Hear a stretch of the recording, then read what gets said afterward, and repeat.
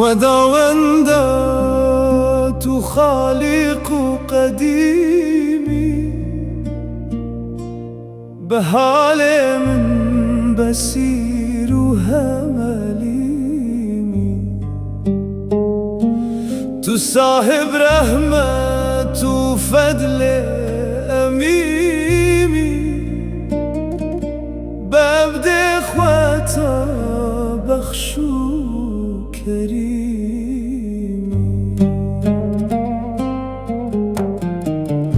اگر کردم گناه استغفرالله،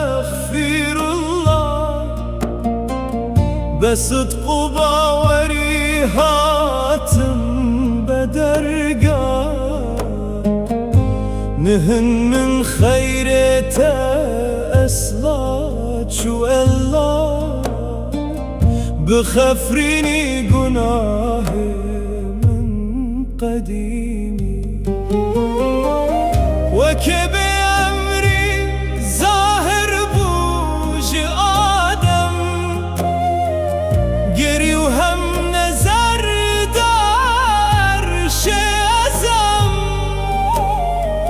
محمد دی رسول تای مکرم، شفاعت کر بوی تو دا سلیمی.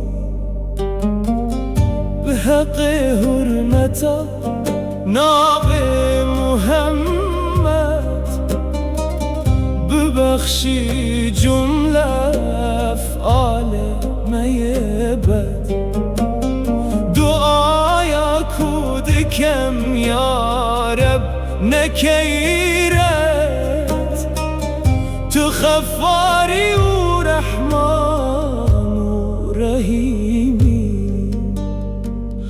الهی تو مکمل کی الهی، ایمان و صدق من صاحب گناهی.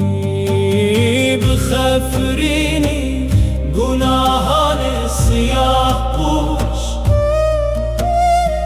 جان محبت کی مست و بدهوش.